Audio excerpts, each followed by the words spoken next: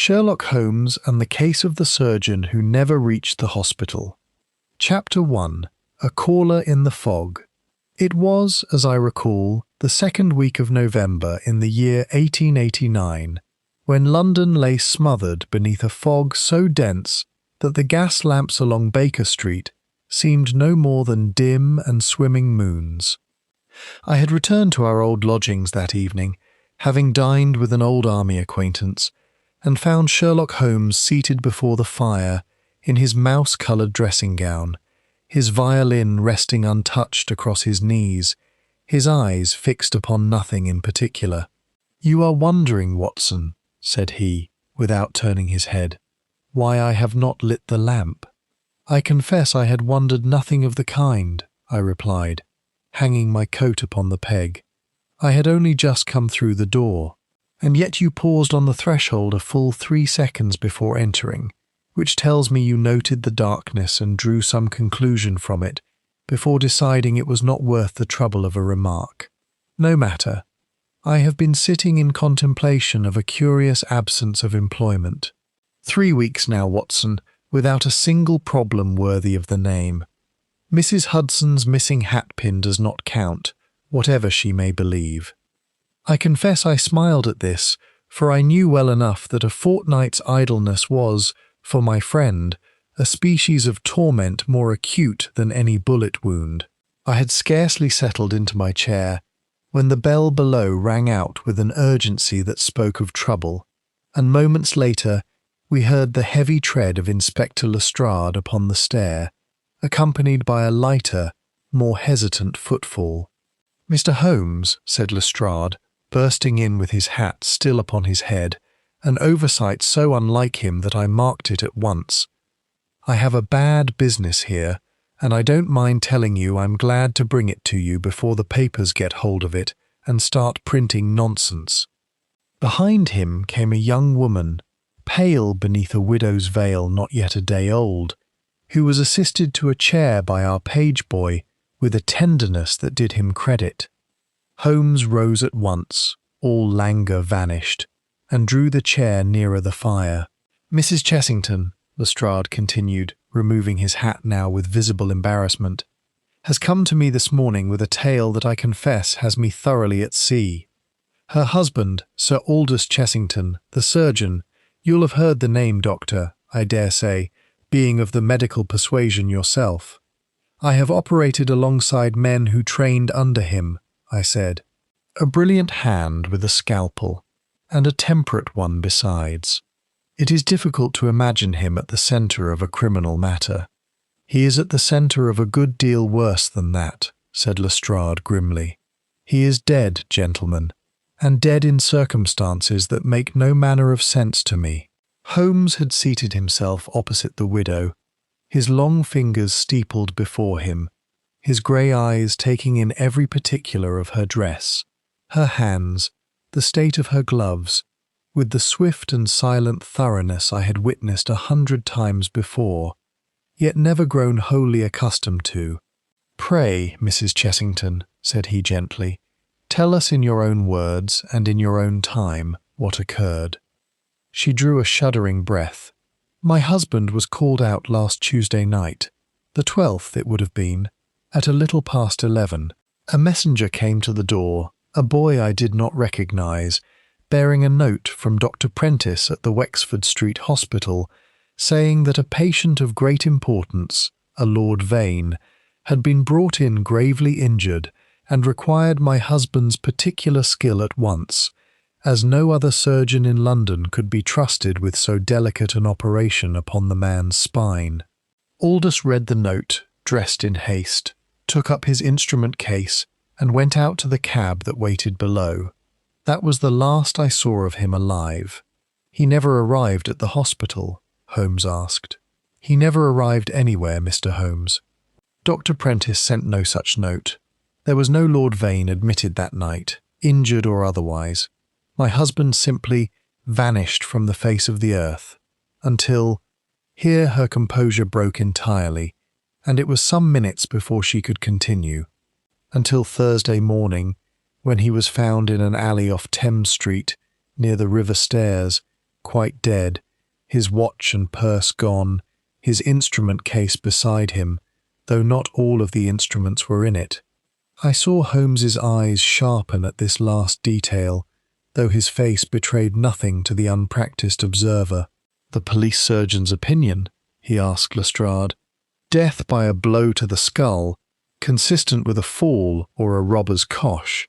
We had it down as a robbery gone fatally wrong, a respectable gentleman lured out at night by some ruse, waylaid, killed for his watch and his purse.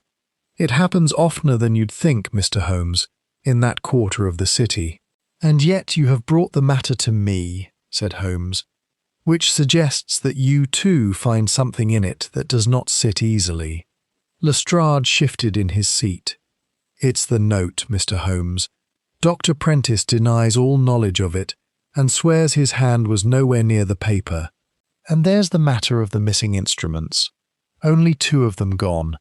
The finest 2, a set of trephining tools worth a deal of money, true, but hardly what a common footpad would know to look for, still less trouble himself to select from among a whole case of silver-mounted implements he might have taken wholesale.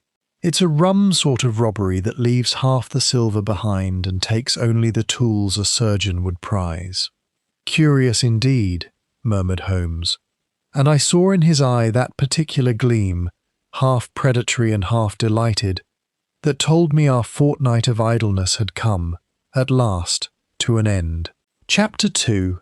The Empty Carriage.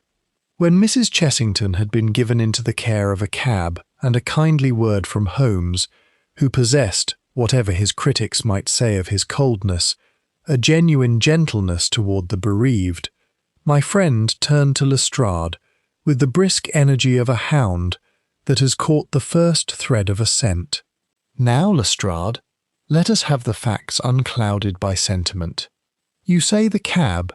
What became of the cab that carried Sir Aldous from his door? That is the queerest part of the whole affair, Mr. Holmes. It was not one of the regular cabs. The boy who brought the note said a growler was waiting at the corner, sent by the hospital on account of the urgency. Sir Aldous's own coachman, a man named Tuggs, who has driven for the family 11 years, was not called upon at all, which the household found unusual, but not unusual enough, in the flurry of the moment, to raise objection. A hired growler, then, and not the family carriage. Have you traced the driver? We have not. No cabman has come forward, though we have advertised in the trade papers and questioned the ranks along Cavendish Square and the neighbouring streets. It is as though the vehicle appeared out of the fog and returned into it, or, said Holmes, as though the man who drove it has excellent reason to remain silent. Tell me of the alley where the body was discovered." "A mean sort of passage off Thames Street, running down toward the river stairs. Pickering's Court, it is called locally, though it appears on no map I have seen. Warehouses on either side, mostly disused of a night. The body was found by a lighterman at 6:30 on the Thursday morning, some 31 hours, by the police surgeon's estimate, after death had occurred, which places the time of death at some hour on the Wednesday, you understand, not the Tuesday night on which he vanished." Holmes's brows drew together sharply at this. "A day and more unaccounted for. He did not die the moment he stepped into that carriage, then. Where was he in the interval?" "That, Mr. Holmes, is precisely what has me baffled, and why I have come to you, rather than close the file as a common robbery, whatever the coroner may be inclined to write upon it. I confess that I too found this detail arresting. A man summoned urgently at 11 at night, and not found dead until some 30 hours later. It argued a period of captivity, or of concealment, that sat ill with the theory of a chance robbery upon the street. Was there evidence of restraint upon the body?" Holmes asked. "Rope marks, bruising at the wrists?" "None that the surgeon noted, though I confess he is not a man given to close observation beyond the wound that killed the fellow." "Then we must look ourselves," said Holmes, rising and reaching for his coat. Watson, you will accompany me to Pickering's court, I hope. A fresh eye upon a wound is worth 10 reports from a surgeon in haste to be at his dinner. I assented readily enough, though the hour was already advanced and the fog showed no sign of lifting. As we descended to the street, Holmes paused upon the final stair and turned to Lestrade. One more question, Inspector. The note that summoned Sir Aldous, do you have it still? Lestrade produced from his breast pocket a folded paper, somewhat creased from handling. Holmes took it to the gas lamp in the hall and studied it for the better part of a minute, holding it first flat, then at an angle to catch the light along its surface, then near enough to his nose that I wondered whether he meant to taste it. The hand is a good imitation of Dr. Prentice's, I should think, though not a perfect one. The terminal strokes of the letter Y are too abrupt, too controlled, where Prentice, if the specimens of his writing that pass through hospital correspondence are any guide, allows his pen a certain flourish born of habit rather than thought. This was written by someone who had studied Prentice's hand, perhaps copied it from a letter, but who was not himself accustomed to writing in haste. You can tell all that from a signature, Mr. Holmes. I can tell a good deal more than that, though the hour grows late and Pickering's court will not wait upon our conversation. The paper, you will observe, bears the watermark of Alderney and Sons, a stationer of some pretension in the Strand, not the sort of paper a hospital porter would use for an urgent scrawl, but precisely the sort a gentleman of means might have lying upon his own writing desk. Come, Watson, the trail, such as it is, grows colder with every hour we spend in discussion of it. Chapter 3. Deductions over breakfast. I have set down, in earlier accounts of my friend's methods, various instances of his uncanny facility for reading a man's history in the wear of his boots or the callus upon his hand, and I had thought myself by this time inured to astonishment upon the subject. Yet the following morning furnished a fresh example that I cannot forbear to record, if only because it illuminates the peculiar cast of mind that Holmes brought to bear upon the graver matter then occupying us. We had returned from Pickering's court the previous night with little enough to show for the excursion, beyond a chill that had settled into my very bones, the fog by the river being of a density that defied description, and Holmes had risen before me, as was his habit when a case had properly seized hold of him. I found him at the breakfast table, not eating, but turning over the morning papers with quick, impatient fingers, and beside his plate sat a small parcel wrapped in brown paper that I did not recognize. Ah, Watson, you slept poorly, I think. The second pillow has not been disturbed, and yet you complained of the cold last evening, which tells me you lay awake some while before sleep claimed you, turning from side to side in search of warmth, rather than employing the obvious remedy of a second blanket, which suggests your mind was too occupied with our problem to attend to your own comfort.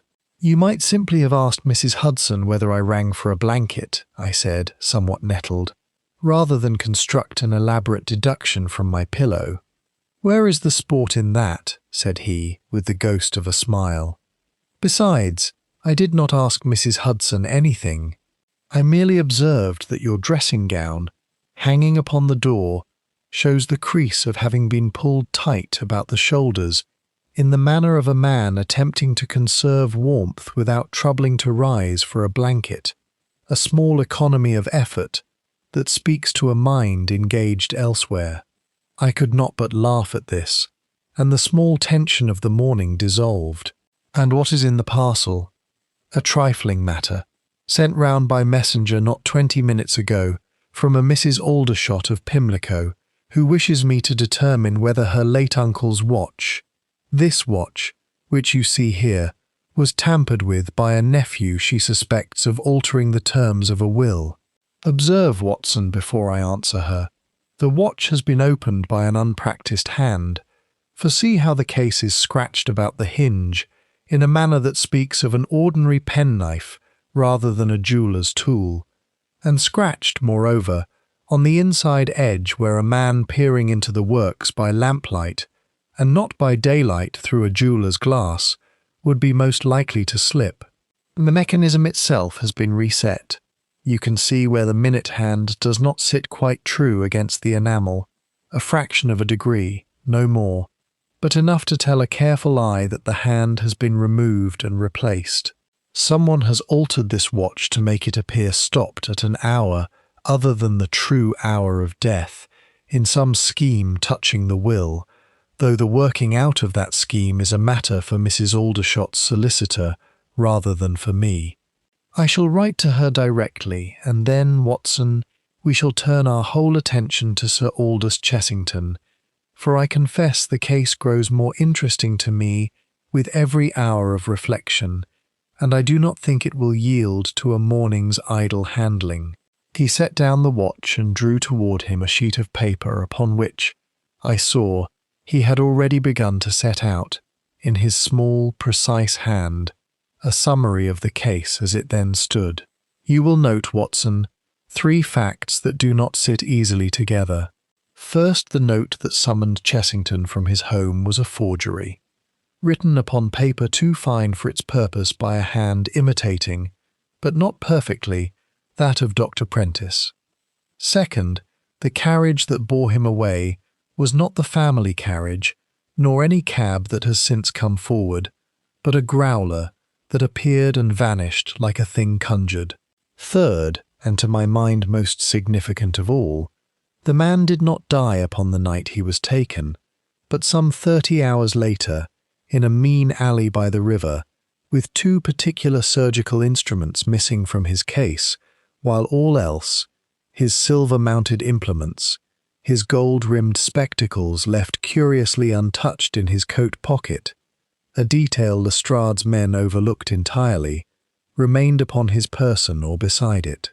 The robbery was staged, I said, to disguise a murder with another purpose entirely. Just so, and a murder with an interval of 30 hours between abduction and death is not the work of a footpad startled into violence upon the street. It is the work of someone who wanted something from Sir Aldous Chessington.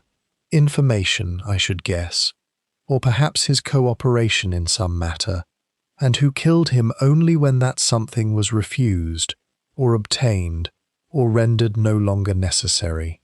The theft of the trephining instruments is a blind, meant to suggest a motive of gain where none in fact existed, or it is a genuine theft by a confederate who could not resist the value of the tools, even in the midst of graver business. We shall determine which when we have examined the instrument case ourselves, which I have asked Lestrade to have sent round this morning. In the meantime, finish your breakfast, Watson.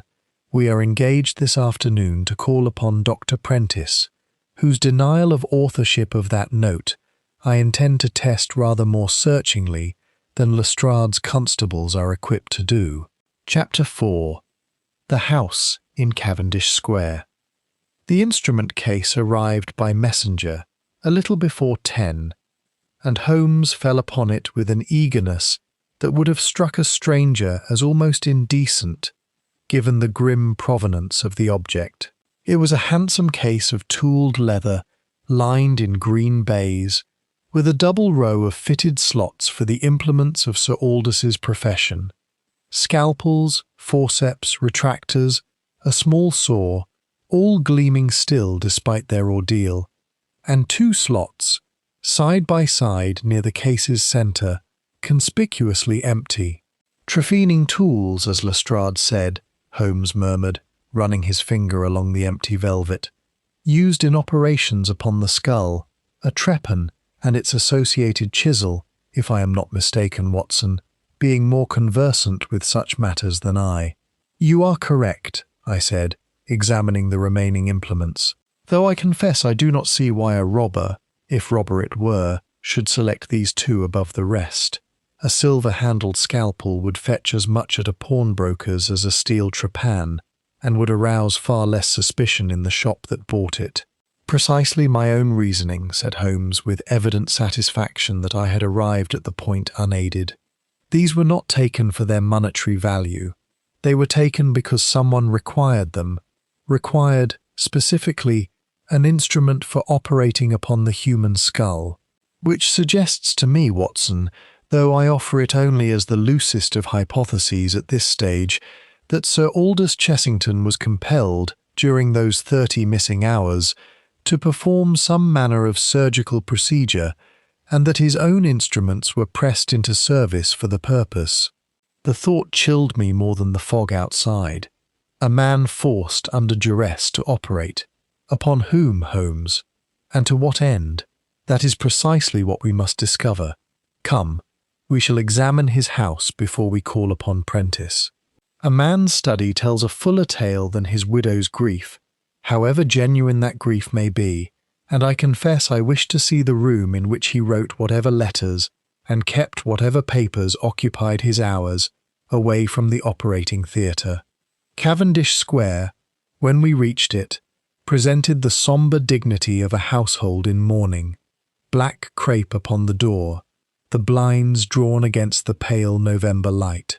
Mrs. Chessington received us with a composure regained since the previous evening, and conducted us herself to her husband's study, a handsome room lined with medical texts and hung with framed diplomas attesting to a career of considerable distinction.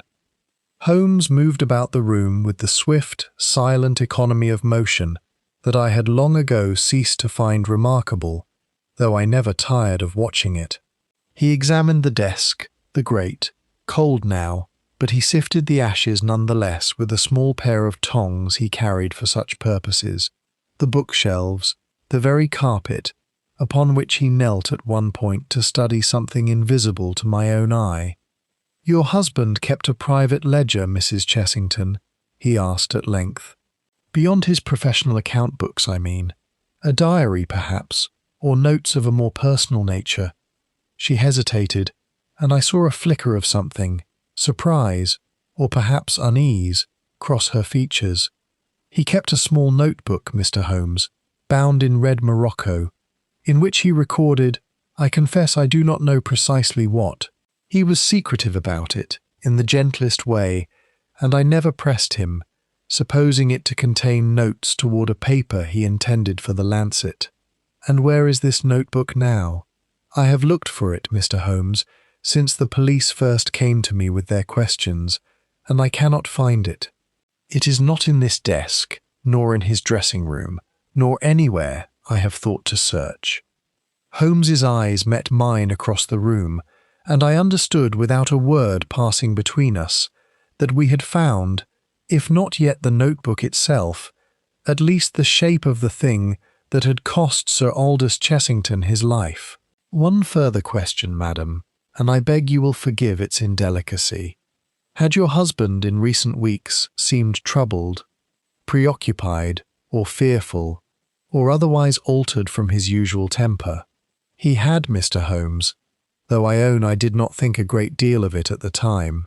He had grown short with his partner, Dr. Mahon, over some matter connected with the clinic they kept together in Wimpole Street, a private establishment for patients of means who preferred not to be treated in a public hospital. And he had twice, in the fortnight before his death, spoken of resigning his position on the board of the Wexford Street Hospital, though he gave me no reason beyond a vague reference to matters that troubled his conscience. Holmes said nothing further upon the subject, but I saw that he had fixed the name of Dr. Mahon in his memory as securely as a pin through a specimen, and I did not doubt that we should hear it again before the case had run its course. Chapter 5. The Alley off Thames Street. We took our leave of Mrs. Chessington shortly before noon, and Holmes, rather than proceeding at once to Dr. Prentice's rooms as he had proposed, directed our cab instead toward the river, declaring that a second examination of Pickering's Court by daylight, however poor the November light might be, was worth more than a dozen further interviews conducted in ignorance of the ground itself. The alley proved, upon this closer inspection, to be scarcely 8 feet across, hemmed in on either side by the blank brick walls of disused warehouses, their windows boarded, their doors secured with padlocks rusted from disuse. It opened at one end upon Thames Street proper, and at the other upon a flight of worn stone steps descending to the river stairs, where watermen had once plied their trade before the coming of the bridges rendered such labour obsolete. "You will observe, Watson," said Holmes, crouching near the spot Lestrade's constable, a solid, unimaginative fellow named Bradstreet, whom Holmes had prevailed upon to meet us, indicated as the place where the body had lain, that this court is overlooked by no window, watched by no regular foot traffic, and accessible by water as readily as by land. A man might be brought here by boat, under cover of darkness, with far less risk of observation than by any conveyance upon the streets. You think he was brought by river, then, and not by the carriage that took him from his home? I think it probable that the carriage carried him only a short distance, to some house or place of confinement not far from here perhaps, and that his body, when the time came, was conveyed the final stage by water for greater secrecy. Constable, has this court been searched for any sign of a mooring, a rope's mark upon the stair, anything of that nature? Bradstreet allowed that it had not, the investigation having proceeded upon the theory of a common robbery from the outset, and Holmes's expression, though he said nothing reproachful aloud, conveyed his opinion of such thoroughness with an eloquence that made the constable flush to the ears. Holmes himself descended the river stairs, testing each worn step with care, and at the third from the bottom he paused and beckoned me down. "Here, Watson, do you see it? A scoring in the stone, fresh by the look of the exposed grain beneath the grime, such as a boat's gunwale might make if drawn up hard against the step in haste, or in the dark, by hands unaccustomed to the work. And here," he produced his lens and bent low over a crevice between two stones, "a thread, caught upon the rough edge of the masonry, dark wool, of a coarse weave, a bargeman's coat, or a waterman's, rather than the fine broadcloth a gentleman would wear." He drew the thread free with the delicacy of a surgeon himself, and folded it into an envelope produced from his breast pocket. One of several such envelopes I had observed him carry on every excursion of this nature since our earliest days together. The man who brought the body here, then, was no gentleman conspirator, but a labouring man, hired, I should think, for the specific and grim purpose of disposal, and very possibly ignorant of the larger scheme in which he played so small and so terrible a part. Such men can sometimes be found, Watson, if one knows where along the river to make discreet inquiry, and I intend that we shall make it, though not today.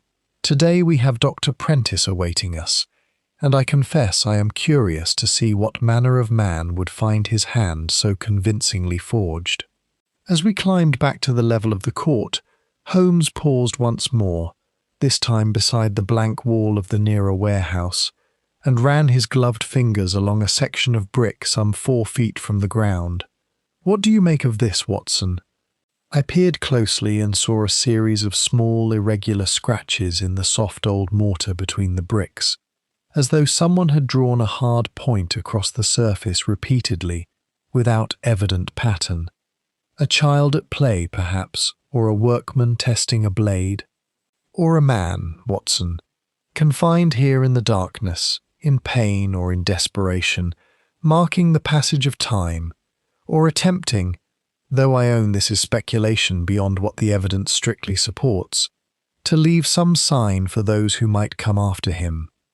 I do not think Sir Aldous Chessington died the moment he was struck upon the head in this court.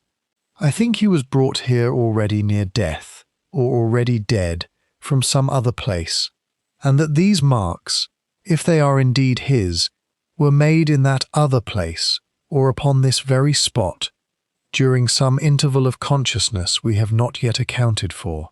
It is a small thing, and I would not build a case upon it alone, but taken with the missing notebook, the missing instruments, and the false note that first drew him from his home, it begins to sketch, however faintly, the outline of a design far more deliberate than any chance encounter with a footpad. Chapter 6. The Grieving Widow. I have already set down the substance of our first interview with Mrs. Chessington, but a second conversation, held that same afternoon before we departed Cavendish Square for Dr. Prentice's rooms, revealed particulars that Holmes judged of sufficient weight to warrant recording separately, and which cast a rather different light upon the domestic harmony I had assumed, from the lady's evident grief, to have prevailed in that household. We had been on the point of leaving when Mrs. Chessington, with the air of a woman who had debated within herself whether to speak at all, detained Holmes at the door.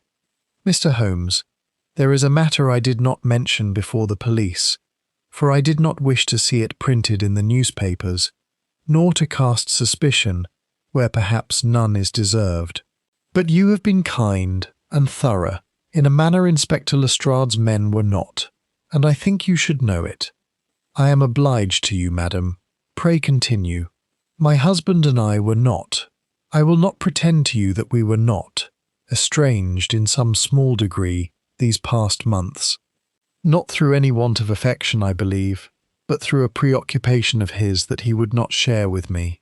He had taken to keeping late hours at the Wimpole Street Clinic, hours that had nothing to do, so far as I could determine, with the treatment of patients, since the clinic's own staff confirmed to me, when I made discreet inquiry, that no patients were booked at those hours.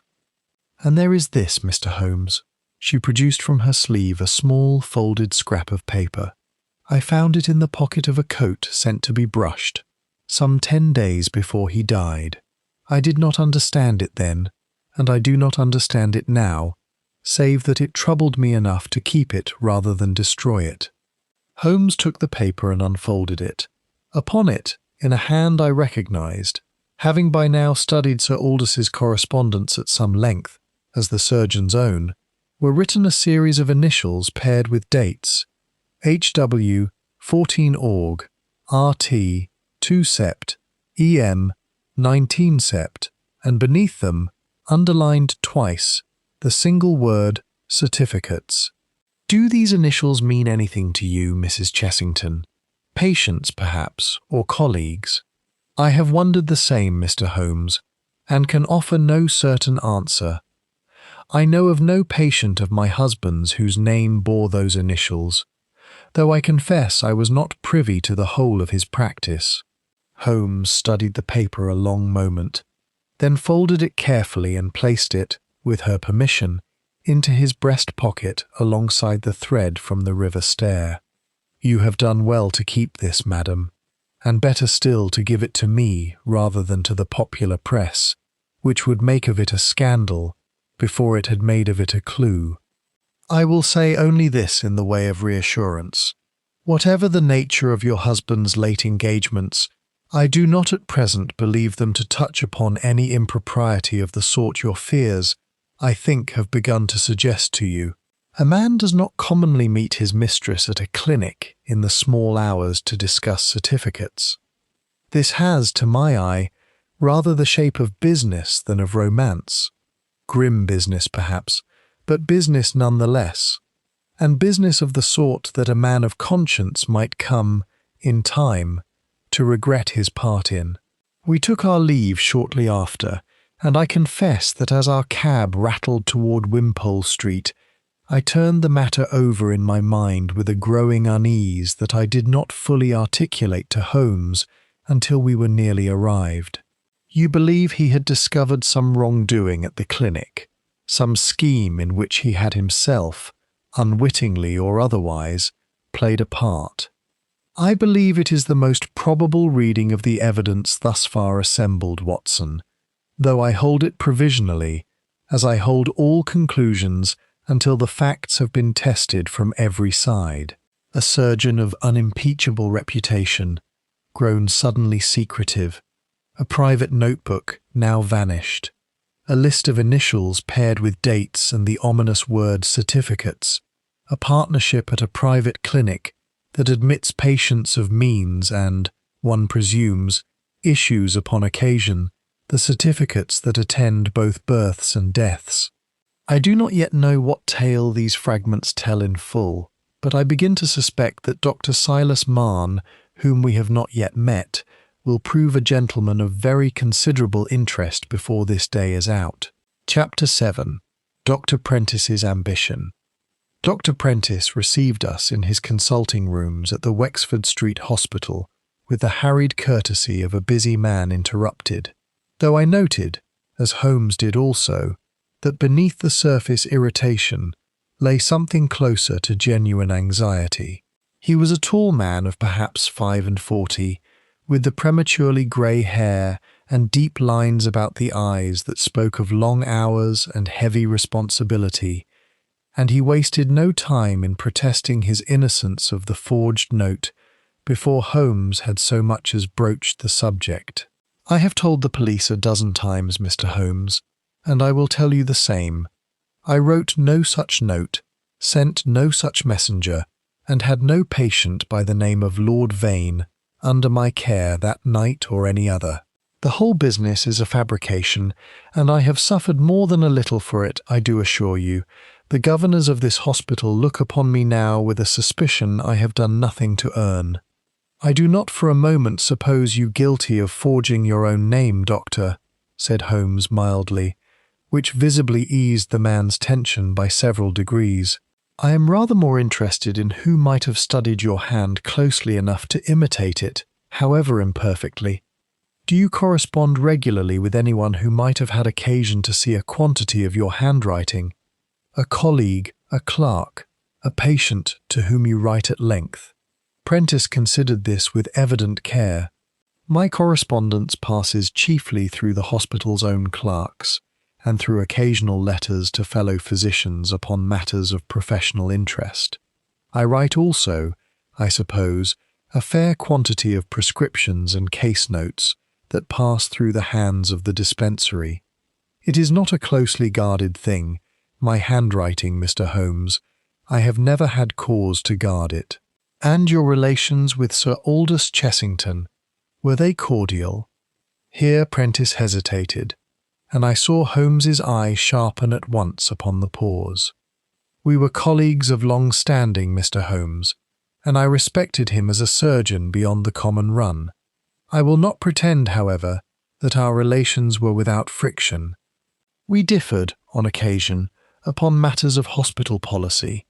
He favoured, in recent years, a more searching scrutiny of the private clinics that have multiplied about the city.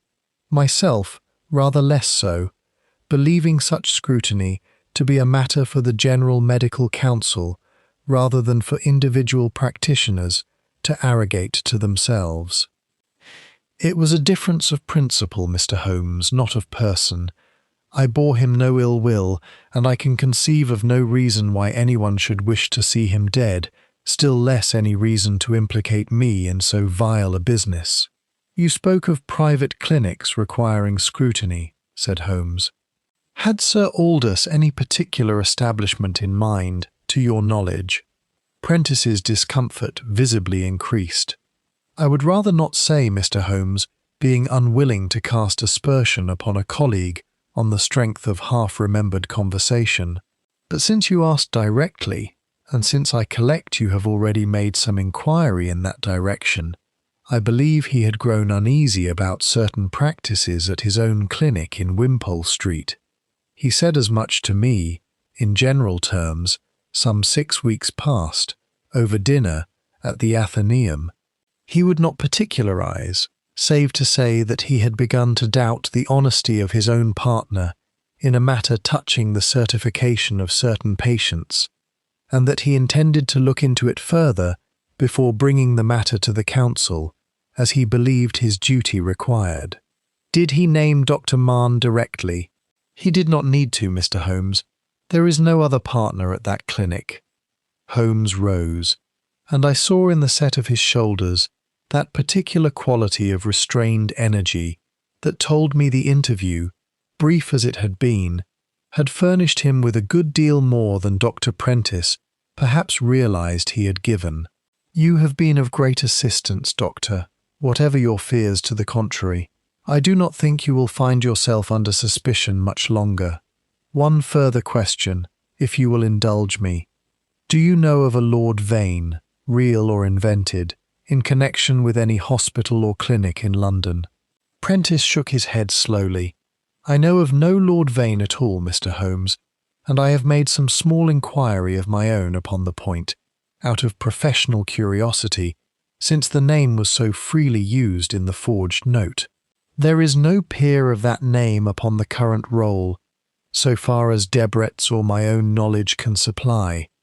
Whoever invented the name did so, I think, purely for its ring of urgency and importance, a title calculated to brook no delay and admit no question." As we descended once more to the street, Holmes was silent a long while, turning the matter over with the particular stillness of concentration I had learned to recognize, and, upon such occasions, to leave undisturbed. "A fictitious lord, Watson, invoked to summon a surgeon from his home at the dead of night. A note in a hand imitated but imperfectly by someone with access to Prentice's correspondence, which is to say, in all probability, someone connected with this very hospital or with the dispensary through which his prescriptions pass. And now a partner, Dr. Mahon, whom Sir Aldous himself suspected of dishonesty touching the certification of patients. I begin to see the shape of this design, Watson, though I do not yet see its full extent, nor do I yet understand why 30 hours should have separated the abduction from the death. That interval troubles me more than any other single fact in the case, and I do not think we shall solve this affair until we have accounted for it fully." Chapter 8. A Coachman's Story. Holmes had determined that we should next seek out Tuggs, the Chessington family's own coachman, reasoning that a man who had driven Sir Aldous for 11 years might have observed, without fully understanding their significance, habits and associations that even the widow herself had not remarked upon. We found him in the mews behind Cavendish Square, a broad, weather-beaten man of 60 or thereabouts, engaged in the polishing of a harness buckle, with the slow, methodical care of a man who took genuine pride in his work, despite the pall that had settled over the household he served. "Mr. Holmes," said he, touching his cap, "I've heard tell of you from Sir Aldous himself, God rest him. He read of your doings in the papers, and thought highly of your methods, if I may say so. I'll tell you anything I know, though I don't believe it amounts to much. You were not called upon to drive Sir Aldous the night he was summoned to the hospital," said Holmes. "Did that strike you, at the time, as unusual?" "It did, sir, and I said as much to the housemaid the next morning, though I thought little enough of it beyond simple surprise. Sir Aldous never went out of a night without I drove him, these 11 years past, save perhaps twice or thrice when I was myself laid up with the rheumatism. But the note said a cab was sent by the hospital, on account of the urgency, and I was abed, and did not hear the messenger arrive at all. The housemaid roused me after, when she found my absence remarked upon. Had Sir Aldous, in recent weeks, asked you to drive him to any place you found unusual, any address not among his regular rounds?" Tuggs considered this with the deliberate care of a man unaccustomed to being asked his opinion on matters of importance, and clearly gratified to be so asked now. "Now that you put it to me direct, Mr. Holmes, there was a matter I'd near forgot. 3 times, maybe 4, these past 2 months, he had me drive him of an evening to a house in Cripplegate, not his usual district at all, being a poor sort of quarter for a gentleman of his, standing to have business in. He never told me his purpose, and I never asked, it not being my place. He would go in, stay perhaps an hour, sometimes 2, and come out again looking, I don't rightly know how to put it, sir, troubled, grim about the mouth, like a man who has seen something he wished he hadn't. Can you direct us to this house?" I can do better than direct you, Mr. Holmes. I can drive you there myself, if it would be of service, this very afternoon, for I remember the way well enough, having gone there 4 times at least." Holmes's satisfaction at this offer was evident, and within the half-hour we found ourselves rattling eastward through streets that grew progressively meaner as we left the dignity of Cavendish Square behind, until tugs drew up before a narrow house of soot-blackened brick in a court off Cripplegate, its windows shuttered, its door bearing no plate or indication of its occupant's trade or name. "This is the house, Mr. Holmes, sure as I'm sitting here." Holmes descended and studied the frontage with care, before mounting the 2 worn steps to try the door, which proved locked fast. He knelt then and examined the step itself and the area immediately before it with his lens, before rising and knocking upon the door of the neighbouring house, where an elderly woman answered after some delay and regarded us with the suspicion such a quarter reserves for strangers of evident means. "The house next door, madam. Can you tell us who occupies it?" "Empty it's been, sir, these 6 months and more, since old Mr. Kestrel died and no one's took it up. Though I'll say this, there's been comings and goings of a night, now and again, that don't sit easy with an empty house, and I've said as much to the constable more than once, for all the good it's done." "Comings and goings, can you describe them?"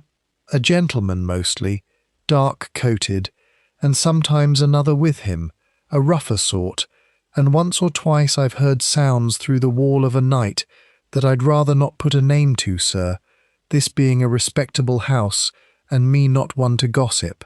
Holmes thanked her with a courtesy that seemed to surprise her, and pressed into her hand a coin that surprised her rather more, before returning to where Tuggs and I waited. "Watson," said he, in a voice pitched low enough that only I might hear it, "I believe we have found the place where Sir Aldous Chessington spent at least a part of those missing 30 hours, and very possibly the place where he met his death. The lock upon that door, you will be interested to learn, has been forced and rehung with some care to disguise the fact. A detail our neighbour's testimony of comings and goings renders considerably more sinister than it might otherwise appear. I think, Watson, that this house merits a rather closer examination than the failing light of this November afternoon will permit. We shall return tonight, when its occupants, if it has occupants still, are more likely to be at home, and I confess I should very much like to make their acquaintance under circumstances of my own choosing, rather than theirs. Chapter 9. The Missing Instruments. Before returning to Cripplegate that evening, Holmes insisted upon a visit to the Wimpole Street Clinic, declaring that we should go forearmed with a fuller understanding of Dr. Mahn's establishment, before venturing into what might well prove a dangerous confrontation after dark. The clinic itself presented a handsome, unremarkable front, a private house converted, as so many were in that quarter, to medical use, with a brass plate announcing the joint proprietorship of Sir Aldous Chessington and Dr. Silas Mahn.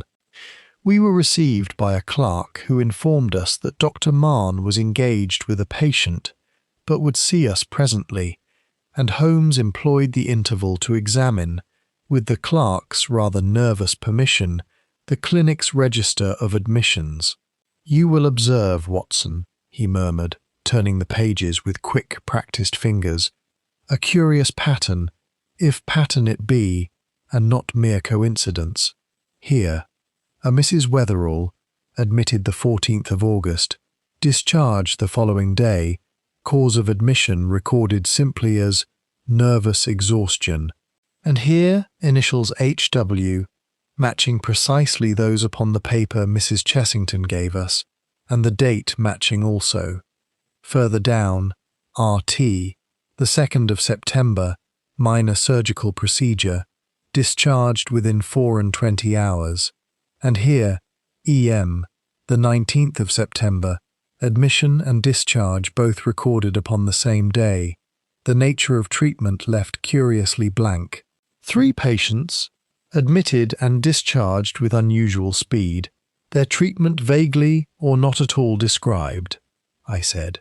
It suggests to me nothing so much as a scheme to certify conditions that did not, in fact, exist, or to conceal conditions that did. Just so, and I begin to form a hypothesis, Watson, though I hold it loosely as yet. Consider a private clinic of unimpeachable outward respectability issuing certificates of illness, of death, of birth, we do not yet know which, upon patients whose true condition differs from what is recorded. Such certificates might serve any number of criminal purposes. A man of means, in disgrace or in flight from creditors, might be certified dead, while in fact spirited abroad under a new name, his estate settled upon heirs eager for their inheritance and willing to pay handsomely for the convenience. A woman might be certified to have borne a child that was not in truth her own, to legitimize an inheritance or conceal a scandal. An insurance company might be defrauded by the certification of injuries never sustained, or by the concealment of pre-existing conditions that would otherwise void a policy. I do not yet know which of these, or what combination of them, lies at the root of this business, but I am now nearly certain that Sir Aldous Chessington discovered the scheme, whatever its precise nature, and that his death followed hard upon that discovery. At this moment the clerk returned to inform us that Dr. Mahon would receive us, and we were shown into a consulting room of considerable elegance, where a spare, dark-eyed man of perhaps 50 rose to greet us with a composure that struck me, even before Holmes's suspicions had been voiced aloud, as somewhat studied. "Mr. Holmes, I had rather expected you would call, given your reputation and the peculiar circumstances of poor Chessington's death. How may I assist you? You may begin, Dr. Mahon, by telling me what you know of the initials H.W., R.T. and E.M., patients admitted to this clinic in August and September of this year, whose treatment is recorded with what I might charitably call an unusual brevity."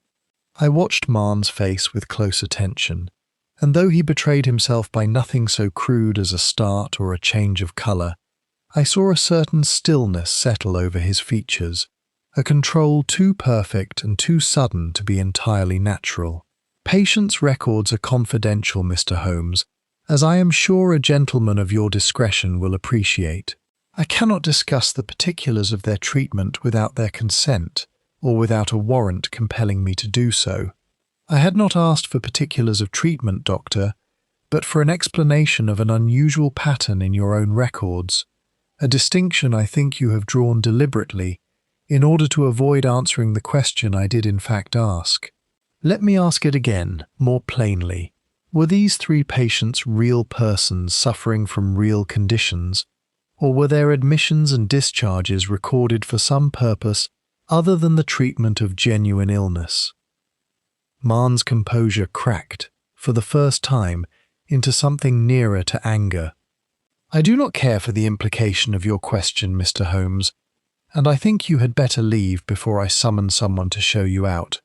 My partner is newly dead, murdered in circumstances I find as distressing as anyone, and I do not think it becomes you to come into my own consulting room and accuse me, however obliquely, of some manner of fraud." "I have accused you of nothing, doctor," said Holmes, rising with perfect equanimity, "though I confess your reluctance to answer a simple question of fact has told me a good deal more than a direct answer might have done. Good day to you. I do not doubt we shall speak again, and I would advise you, when we do, to have your answers rather better prepared than they have proved this afternoon." As we regained the street, I turned to Holmes with some urgency. "Surely, Holmes, we have found our man. His guilt seems written upon his very face." "His guilt of something, Watson, I do not doubt in the least. But guilt of what, precisely, and guilt of murder in particular, are 2 rather different propositions, and I have been deceived before by a face too eloquent of wrongdoing, worn by a man guilty of one sin, while entirely innocent of the graver one laid at his door. Man is frightened, Watson, and frightened men lie about many things, not all of them the thing we most wish to know. We shall keep him closely in view, but I do not think we shall close this case upon the strength of his discomfort alone. Tonight, Cripplegate awaits us, and I think that house, empty as it appears, has a good deal more to tell us than Dr. Mahon has proved willing to share. Chapter 10. Lestrade's Certainty.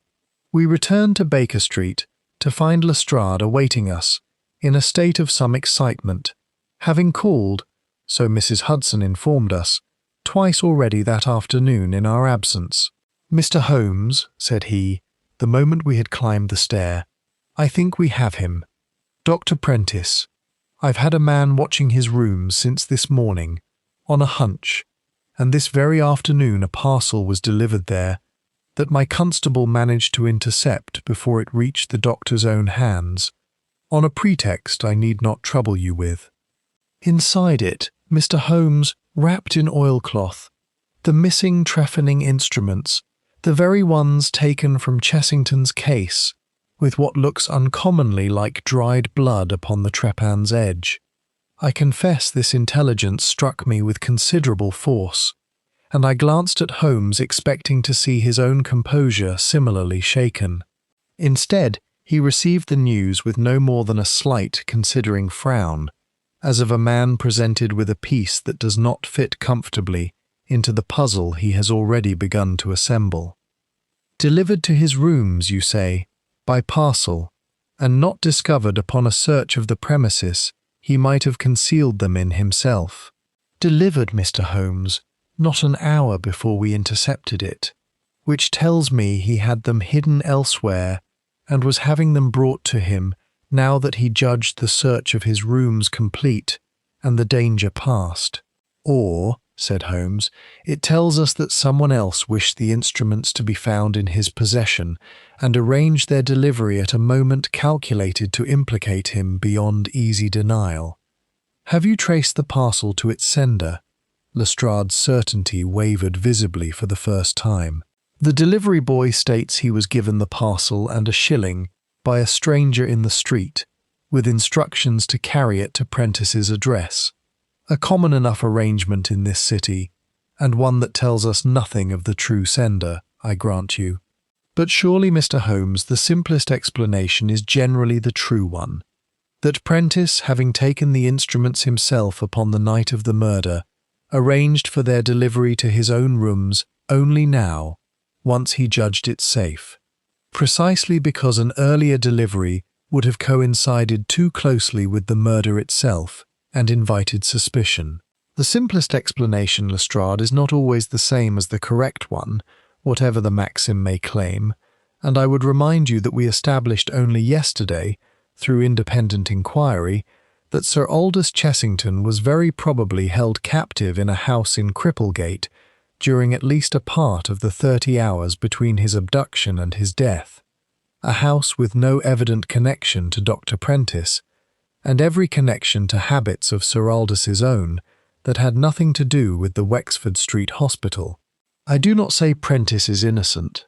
I have not yet formed a final judgment upon his character, but I would counsel you strongly against an arrest upon the strength of a parcel delivered by an unknown hand, particularly when that delivery serves so conveniently to close an investigation that has, I think, a good deal further to run before it reaches its true end. Lestrade shifted uncomfortably, torn, as I had seen him before upon similar occasions, between his genuine respect for Holmes's methods and the pressure of his superiors for a swift resolution to a case that had already attracted unwelcome newspaper attention. The Yard will want an arrest, Mr. Holmes, and soon. This is a respected man, murdered in circumstances the papers are already calling scandalous, and the Commissioner has had questions put to him in Parliament, if you can credit it. Then give the Yard 48 hours, Lestrade, and I promise you an arrest at the end of it that will not need to be quietly reversed a month hence when the true circumstances come to light, as I promise you they would, were you to act now upon evidence so conveniently and so suspiciously delivered into your hands. Have your man continue his watch upon Prentice, by all means. I do not say he is beyond suspicion, but stay your hand upon any formal charge until I have had the opportunity to examine the house in Cripplegate, which Dr. Watson and I intend to do this very night. Lestrade departed at length, more than half persuaded, though I could see the strain of institutional pressure weighing upon him as heavily as any physical burden. When the door had closed behind him, Holmes turned to me with an expression I had come to recognize as presaging some observation of particular importance. "You see the design now beginning to declare itself, Watson. Someone wishes very much for this case to close upon Dr. Prentice, someone who understood that a parcel of bloodied instruments, delivered at precisely this juncture, would prove almost irresistible to a police force under pressure to produce a culprit. That is not the behavior of a panicked murderer covering his tracks.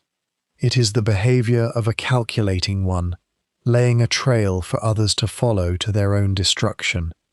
We are not hunting a man who struck out in a moment of fear or greed, Watson. We are hunting a mind of considerable patience and no small cunning, and I confess I find myself, for the first time in some weeks, thoroughly and pleasurably alarmed by the scale of the intelligence we are pitted against." Chapter 11. The Secret Ledger. It was some while after dark when Holmes and I, accompanied at his insistence by 2 plain-clothes constables Lestrade had grudgingly supplied, made our way once more to the narrow house off Cripplegate.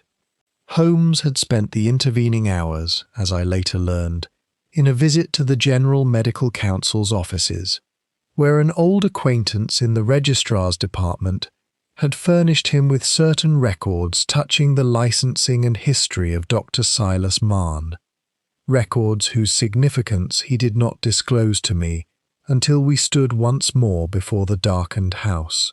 Marne trained originally in Edinburgh, Watson, and came to London some 15 years ago under something of a cloud, though the particulars were never made public, a suggestion of financial impropriety at a hospital he served, never proven, but sufficient to see him quietly eased out of his position there.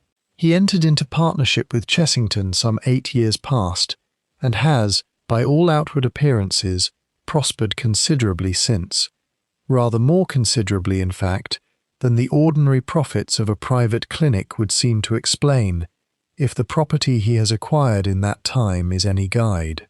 The lock, when Holmes examined it again by lantern light, proved as forced and rehung as he had suspected upon our earlier visit, and it yielded to his own skeleton keys within a matter of moments. We entered a hallway thick with dust and the peculiar, close smell of a house long shut against fresh air, and Holmes, lantern held high, led the way through to a rear room that had evidently once served as a kitchen, but which now contained, incongruously, a narrow iron bedstead, a washstand, and, most tellingly of all, a low table upon which stood a basin still bearing the dark, unmistakable stain of old blood. "Here, Watson," said Holmes quietly, "is where the surgical instruments were put to their terrible use. Observe the arrangement of the room: a bed for the patient, or the victim, a table for instruments, water for washing. This was no scene of chance violence, but a prepared operating theatre, however crude, and I think we may now hazard with some confidence that Sir Aldous Chessington was brought here, held captive and compelled, under what threat or persuasion we do not yet know, to perform some manner of surgical procedure before he was, in the end, killed and his body removed to Pickering's Court to simulate a robbery. I confess a cold horror settled over me at the scene, made no less terrible by the clinical detachment with which Holmes examined it, though I had long since learned that such detachment was, in my friend, no want of feeling but rather its necessary discipline, held at bay until the work of observation was complete. It was one of the constables searching the small cupboard beneath the washstand at Holmes's direction, who gave a sudden exclamation and produced a small volume bound in red morocco, the very notebook, unmistakably, that Mrs. Chessington had described to us as missing from her husband's study. Holmes seized it with an eagerness he made no attempt to disguise and turned its pages rapidly by lantern light, his lips moving silently as he read. "Watson, this is it. This is the whole of the design, set down here in Chessington's own hand, evidently begun some months ago as his suspicions first took root, and continued, I should think, even during his captivity, for see how the final entries are written in a hand grown weak and unsteady, quite unlike the firm strokes of the earlier pages." He read aloud, his voice grave, "I am now certain that Mahon has for some years been engaged in a systematic fraud, employing our clinic to issue false certificates of death upon patients who are in fact conveyed abroad under altered identity, their supposed decease serving to release estates and insurance moneys to confederates who share the proceeds with Mahon himself. I have identified at least 3 such cases, HW, RT, EM, and believe there to be a dozen more extending back several years. I have resolved to bring the matter before the council, and have so informed Mahon to his face, whatever the risk to our partnership and to my own reputation for having unwittingly lent my name to such villainy for so long." Holmes turned further pages, his expression growing graver still. "And here, Watson, an entry made, I judge by the unsteadiness of the hand and a reference within it, during his captivity itself. I am held against my will, I know not precisely where, though I judge from certain sounds that it is not far from the river. I have been made to understand that I will not be released until I have performed an operation upon a man I do not know, to alter certain features of his face and skull by which he might be identified, that he may pass abroad under a name not his own. I have refused thus far, though I do not know how much longer my refusal will be permitted to stand, nor what will become of me when it can no longer be sustained." The entry ended there, the final words trailing into an unfinished sentence, and Holmes closed the notebook with a stillness that told me, more eloquently than any exclamation could have done, the depth of feeling that lay beneath his customary reserve. He refused Watson to the very end, and it cost him his life. We know now the nature of the crime, and very probably the identity of its architect, though we do not yet know who struck the final blow, nor whether Mahon acted alone or as the instrument of some larger confederacy. But we have, I think, very nearly enough now to close the net, and I intend that we shall close it before another innocent man is made to answer for a crime that belongs, in its whole design if not in every particular act, to Dr. Silas Mahon. Chapter 12. A Second Death. We had scarcely returned to Baker Street, the notebook secured in Holmes's breast pocket, when a telegram arrived that altered the whole complexion of the case yet again. Holmes tore it open with the swift, economical motion that betrayed, beneath his outward calm, a mind never wholly at rest while a case remained unresolved. "Lestrade," said he, scanning the few lines with a frown that deepened with each word.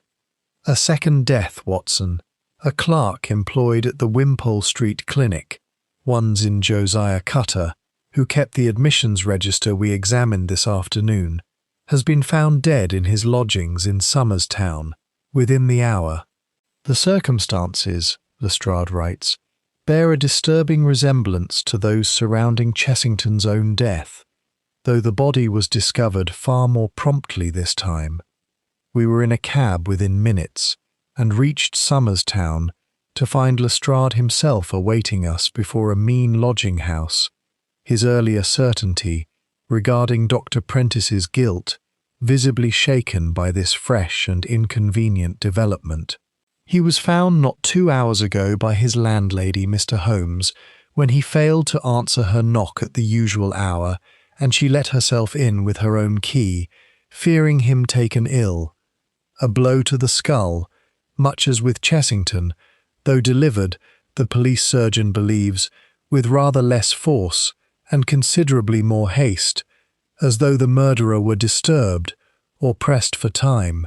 Holmes moved through the small, shabby room with his customary thoroughness, examining the disordered papers upon the clerk's desk, the contents of a small strong-box that stood open and, so far as could be determined, rifled. He kept papers of his own, I think, beyond those in the clinic's official register, Holmes observed, sifting through the scattered contents of the desk.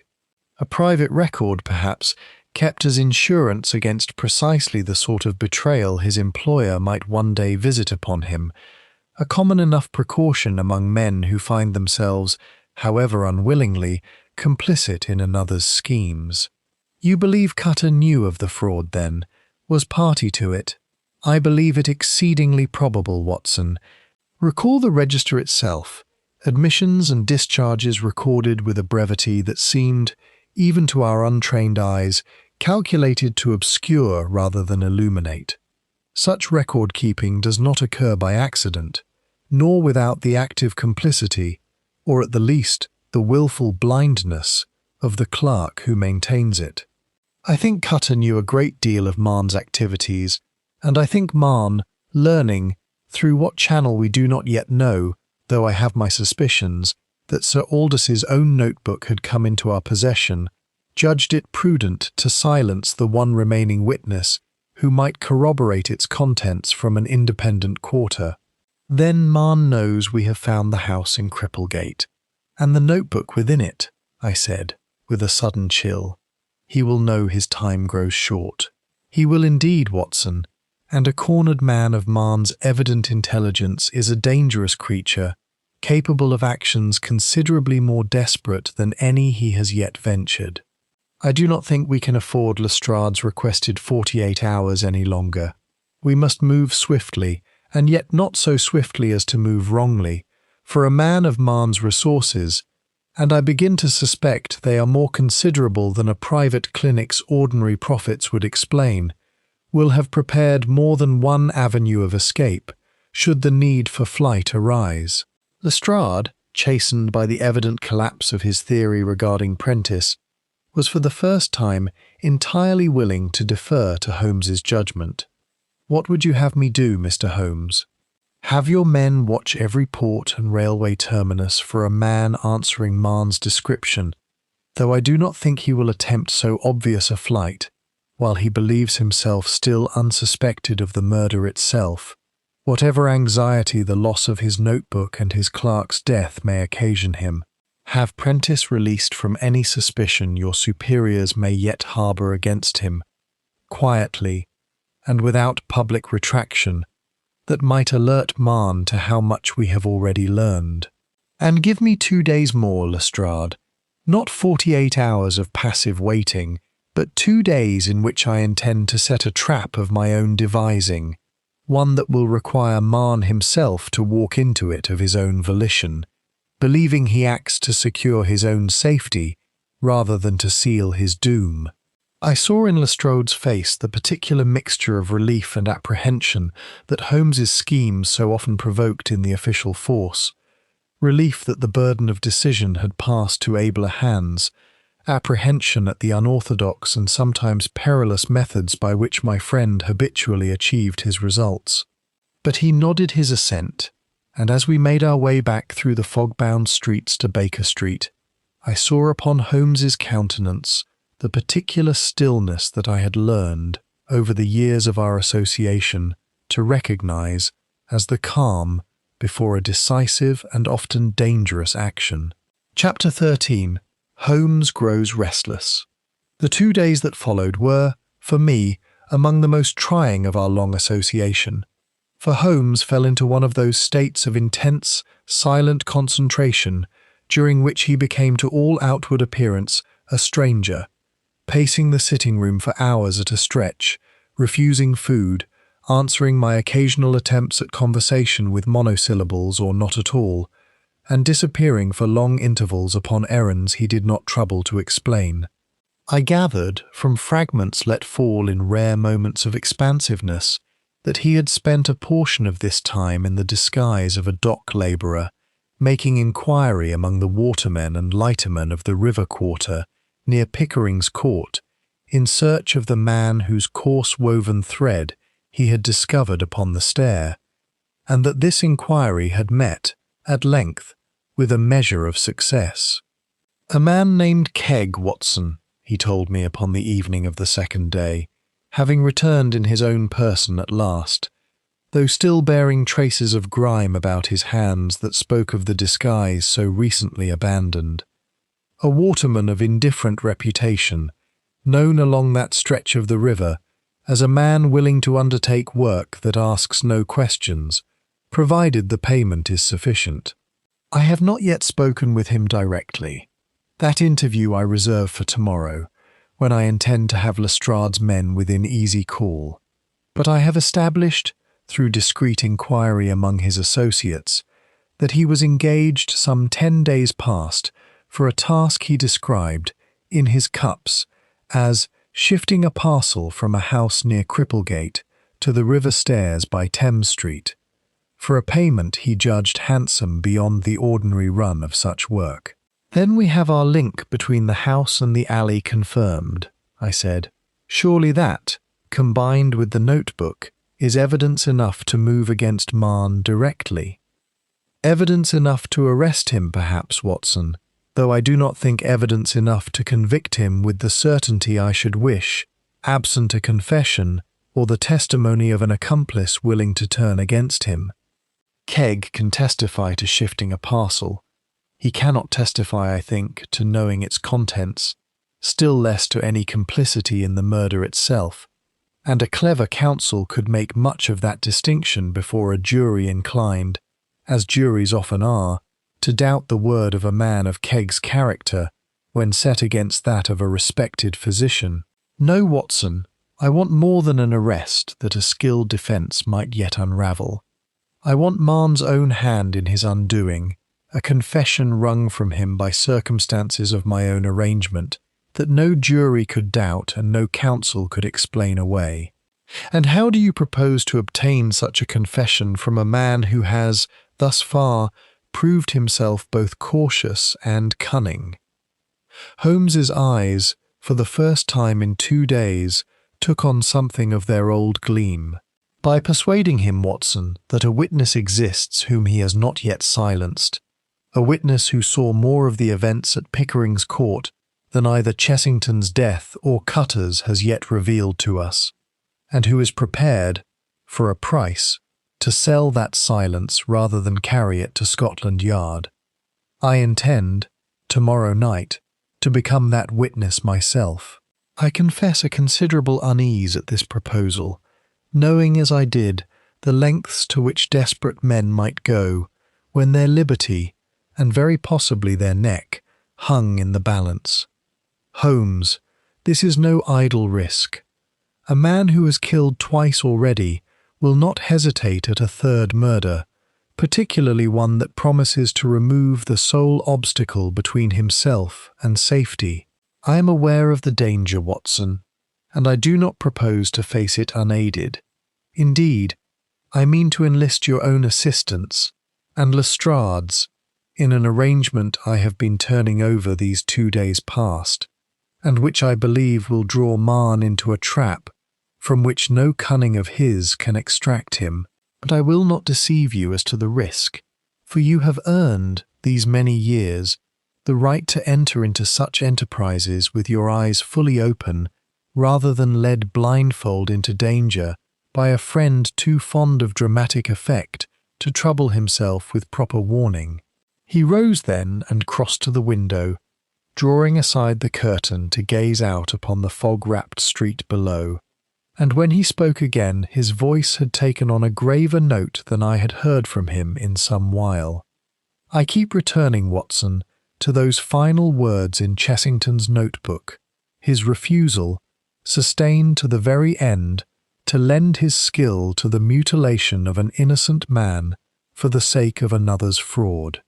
It is not often in our profession that we encounter so unambiguous an instance of courage, quiet and undramatic as it was, costing a man his life not in some sudden moment of heroism, but in a slow, grinding refusal maintained through what must have been hours of fear and, I do not doubt, considerable pain.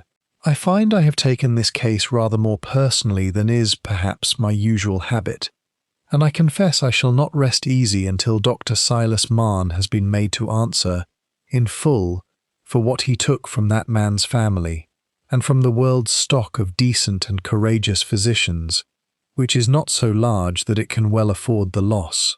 Chapter 14. The Vane Household. Before setting his trap in motion, Holmes judged it prudent to resolve one further thread of the mystery that had troubled him since our earliest inquiries, the invented figure of Lord Vane, whose name had lent such spurious urgency to the note that first drew Sir Aldous from his home. "I do not believe the name was chosen at random, Watson," he explained, as our cab carried us toward Debrett's offices in search of records that might illuminate the point.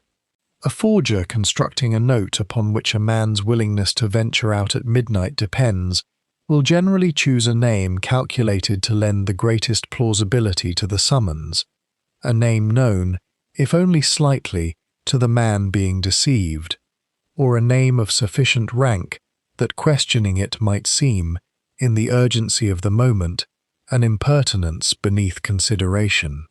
Our inquiry, conducted partly through Debrett's records and partly through a visit to the College of Arms, where an official of Holmes's acquaintance proved willing to indulge his curiosity, revealed that while no current peer bore the title of Vane, a barony of that name had in fact existed some 3 generations past, extinguished upon the death of the 3rd Baron, without male issue, a circumstance that struck Holmes as immediately significant.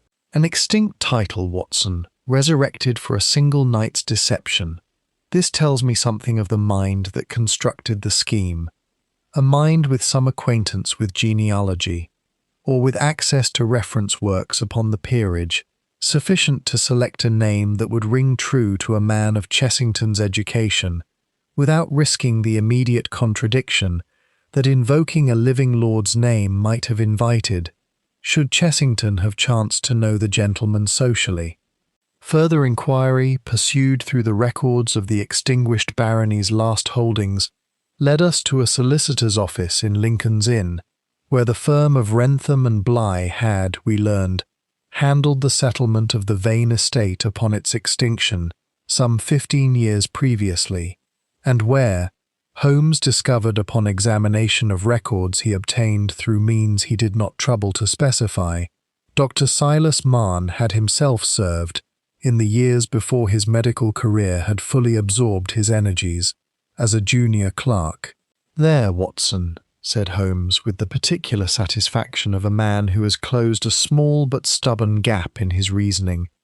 "Marne's own history supplies the source of his invented lord. He would have handled, or at least seen handled, the papers pertaining to the Vane estate during his clerkship, and the name would have remained with him, ready to hand, when the moment came to construct a summons that would brook no delay and invite no immediate contradiction.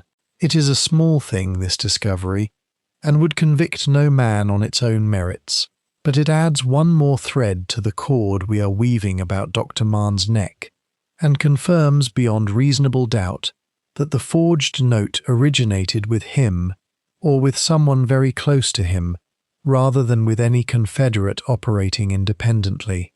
We returned to Baker Street as the light was failing, and found awaiting us a note from Lestrade confirming that Prentice had been quietly cleared of suspicion, his character restored so far as the discreet workings of officialdom permitted, and that watch was being maintained, at Holmes's request, upon both Marne's clinic and his private residence in Portland Place, without any outward sign that might alert him to the scrutiny. "Tomorrow night, then, Watson," said Holmes, as we settled before the fire for what I sensed would be our last quiet evening before the case reached its crisis. "We spring our trap. I have arranged, through a channel Marn will have no reason to distrust, for a message to reach him suggesting that a certain waterman, Kegg, though I shall not use his true name in the arrangement, grows uneasy in his conscience, or greedy in his purse, and wishes to sell his silence regarding the night he moved a parcel from Cripplegate to the River Stairs, before the police think to question him directly. I shall appear in Kegg's place myself, suitably disguised, at a meeting arranged for an hour and place of my own choosing, a place, Watson, where Lestrade's men may be concealed within easy call, and where I intend that Dr. Marn shall find himself confronted not with a blackmailing waterman ready to be bought, but with the whole weight of the evidence we have assembled these past days, delivered to his face in circumstances that will leave him no avenue of denial. Chapter 15. Whispers at the Medical Council. There remained, before the trap could be sprung, one further piece of the design that Holmes was determined to secure: confirmation, from a source independent of Chessington's own notebook, that the fraud he had described was neither the fevered imagining of a captive man's mind, nor an isolated instance, but part of a scheme of some duration and, very possibly, some wider confederacy beyond Marn alone. To this end we called, upon the morning of what Holmes had determined would be the final day before his trap was sprung, upon the offices of the General Medical Council, where Holmes's acquaintance in the Registrar's Department, a Mr. Alderton, a dry, precise little man who plainly regarded Holmes's visits as the most interesting interruption his otherwise tedious duties afforded him, had prepared, at Holmes's earlier request, a review of certificates issued under Marn's hand, or countersignature, over the preceding 5 years. "A curious pattern indeed, Mr. Holmes," said Alderton, spreading a sheaf of papers upon his desk with evident relish. "I have found no fewer than 11 certificates issued across that period, in which the circumstances of death or of a significant medical event show irregularities of one kind or another. A death certified without the customary attending physician's countersignature, or with a countersignature obtained, upon closer examination of the dates, after the interment had already taken place, which is, as I need hardly tell a medical man such as your companion, entirely contrary to proper practice. Do the estates or insurance settlements attending these 11 deaths share any common feature?" Holmes asked. "They do, Mr. Holmes, or so it appears upon a preliminary review, though I would caution that a fuller investigation, of the kind only the council itself or the police might properly undertake, would be required to establish the point with certainty." Each of the 11 estates was of very considerable value, ranging from some £4,000 to upward of £20,000, and in each case a substantial portion of the estate passed, within a year of the certified death, into the hands of a solicitor's firm that appears, upon examination, to be little more than a single room in Gray's Inn, staffed by a solicitor of no great reputation named Halloway, who has handled, by my reckoning, a quite disproportionate share of estate settlements connected to sudden or unexpected deaths over the period in question. Holmes's eyes gleamed at this intelligence, and I saw him make a rapid note in the small book he carried for such purposes.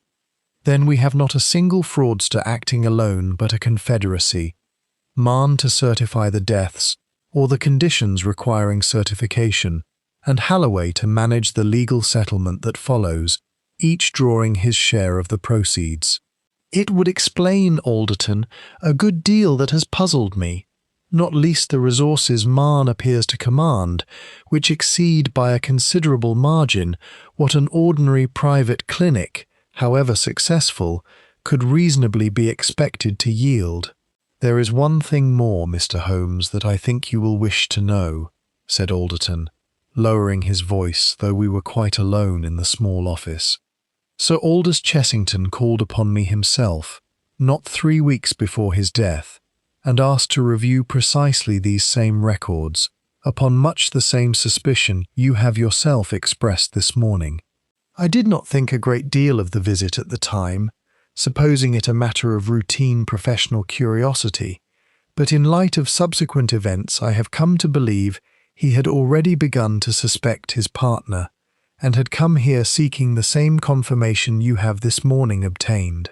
This is of the first importance, Alderton, and I am deeply obliged to you for it. Might I trouble you to prepare a formal summary of these findings, suitable for presentation before a magistrate, and to hold yourself in readiness to testify to them, should the matter come, as I believe it very shortly will, before a criminal court?" Alderton assented readily, plainly gratified at the prospect of playing so material a part in a case he had followed, like the rest of London, through the sensational reports in the popular press, and we took our leave with what Holmes described, once we had regained the street, as the last significant piece of the puzzle, now firmly in hand. "We know now the full extent of the scheme, Watson.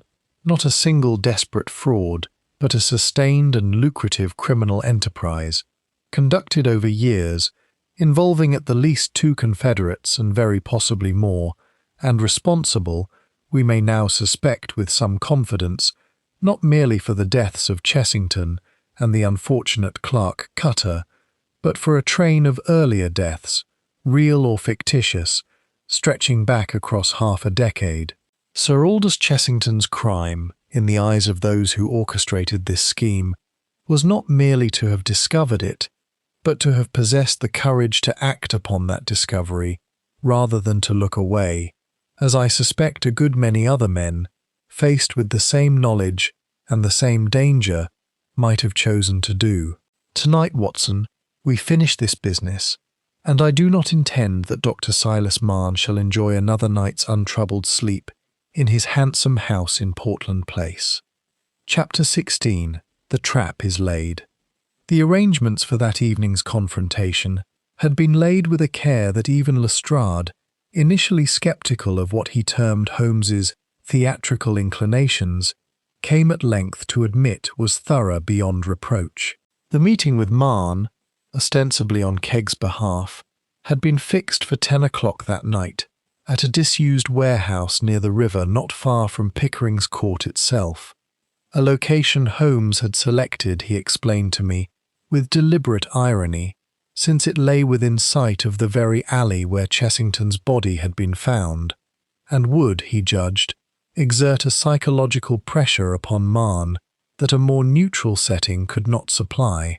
A guilty man returning to the scene of his crime, even at another's summons, finds his composure tested in ways he does not always anticipate, Watson, Holmes observed, as he applied to his own features, with the swift, practiced skill of long habit, the disguise of a coarse-featured, unshaven waterman, complete with a soiled neckerchief and a rolling gait he practiced across our sitting-room floor, to my considerable amusement, despite the gravity of the occasion. I do not say he will confess outright upon the strength of surroundings alone, but I mean to press him hard once the interview is underway, and every advantage, however slight, is worth securing beforehand. Lestrade's men, 6 constables in plain clothes, supplemented by 2 officers Holmes had specifically requested for their skill in silent movement, having worked with them upon a previous case, were disposed about the warehouse and its approaches well before 9 o'clock, concealed among the stacked crates and shadowed doorways of the surrounding court, in a manner that satisfied even Holmes's exacting standards. I myself was to remain concealed within the warehouse itself, in a position from which I could observe the whole interview and intervene at the first sign of danger to my friend, a role I accepted readily enough, though not without the familiar apprehension that always attended such enterprises. You are quite certain, Holmes, that Marn will come himself, rather than sending some confederate in his place, or simply ignoring the summons altogether as a risk not worth running. I am as certain as the nature of the case permits, Watson. Consider his position. He believes, from the message we have caused to reach him, that a witness exists who can place him, or his agent, at the scene of Chessington's disposal, and who threatens to carry that knowledge to the police unless purchased into silence. Such a threat, coming so soon after the death of Cutter, a death Marn himself very probably arranged, and which will have done nothing to ease his nerves regarding the security of his position, cannot safely be ignored, nor delegated to another without risk of that confederate's own loyalty proving as uncertain as Cutter's apparently did. No, Watson, I believe Marn will come, and I believe he will come alone, trusting to his own wits and, very possibly, to a weapon concealed upon his person, to manage whatever negotiation the meeting requires. As the appointed hour drew near, Holmes took up his position within the shadowed interior of the warehouse, seated upon an upturned crate beneath a single lantern he had arranged to cast just sufficient light for recognition without illuminating the whole space, and I withdrew to my own concealment behind a stack of empty barrels some 15 feet distant, my service revolver, brought at Holmes's specific request, held ready in my hand. The minutes passed with an agonizing slowness, the only sounds the distant lapping of the river against the stairs and the occasional creak of the old warehouse timbers settling in the night air. I confess my nerves, tempered though they had been by years of similar vigils, were stretched near to breaking point by the time, some 10 minutes past the appointed hour, a soft footfall sounded upon the cobbles without, and a shadow fell across the warehouse's open doorway. Chapter 17. A Night at the Old Wharf. Dr. Silas Marn stepped into the lantern light with the wary, deliberate movement of a man accustomed to caution, his dark coat drawn close about him, his eyes making a swift circuit of the visible space before he advanced further. "You are the waterman?" he said, his voice pitched low, addressing the disguised figure upon the crate. "That I am, Governor," said Holmes, in an accent so thoroughly transformed from his own cultured tones that I marvelled anew, despite my long familiarity with his gifts, at the completeness of the disguise. "Kegg's the name, as you'll have heard, and I've a tale to tell as I think you'll find worth the buying. Speak then, and be quick about it. I have not come here to spend the night in idle conversation. It were near a fortnight back, Governor, that a gentleman come to me of an evening, dark-coated like yourself, though I couldn't swear to his face in the fog, and offered me a handsome sum to shift a parcel from a house up Cripplegate Way down to the river stairs by Thames Street. No questions asked. Well, I've shifted many a parcel in my time and asked no questions of most of 'em. But this one, Governor, this one weighed heavy, and it weren't shaped like no parcel of goods I've ever carried, and when I come to set it down at the stairs, careless-like, it give out a sound that weren't the sound of no crate of china, if you take my meaning. I saw, even from my concealed position, the stillness that came over Marn at these words, a stillness of the particular controlled kind that betrays, to a practised observer, the presence of considerable inward turmoil. "You are speaking in riddles, my good man. What is it you want?" "What I want, Governor, is what any honest working man wants when he finds himself sat upon knowledge that others would pay dear to keep buried. A fair price for my silence, and my word that I'll carry what I know to my grave sooner than to Scotland Yard, provided the price is fair. £50, Governor, and you'll never hear from Sam Kegg again." Marn was silent a long moment, and I saw his hand move, with a slowness calculated to appear casual, toward the pocket of his coat. A movement that brought my own revolver up in instinctive readiness, though Holmes, even in his disguised character, gave no outward sign of alarm. £50 is a considerable sum, said Marn at length, his voice recovering something of its earlier composure, though I detected beneath it a current of calculation that boded ill for whatever he intended.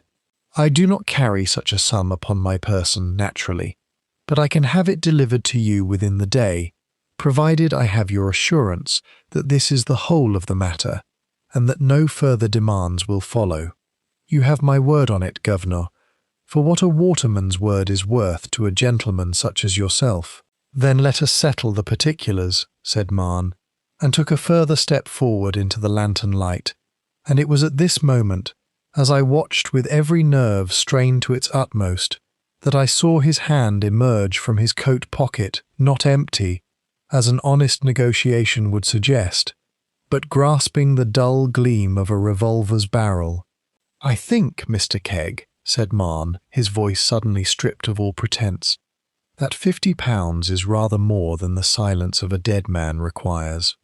I was upon my feet in an instant, revolver levelled, but Holmes, even in the split second before Marn's weapon could be brought fully to bear, had already moved with a speed that belied his seated posture, seizing the crate beneath him and hurling it with tremendous force against Marn's extended arm, so that the shot, when it came, went wide into the warehouse's timbered ceiling, the report echoing thunderously through the confined space.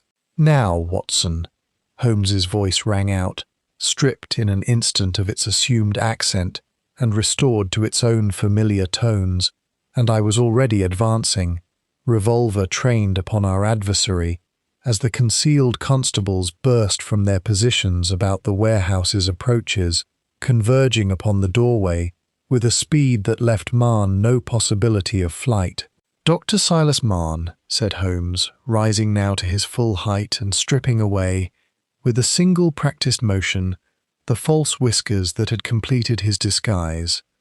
"I arrest you, or rather, since the honour of the formal arrest belongs properly to Inspector Lestrade, who I believe is at this moment entering by the further door, I accuse you, in the presence of these witnesses, of the murder of Sir Aldous Chessington and of Josiah Cutter, and I do not think, given what we have assembled these past days regarding your activities at Wimpole Street, that you will find a jury of 12 honest Englishmen much inclined to doubt the charge."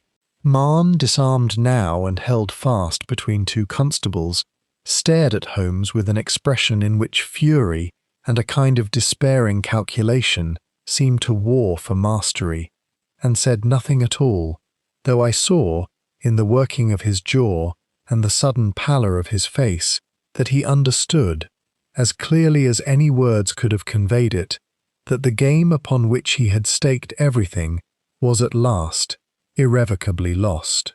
Chapter 18. Marn's Confession Denied.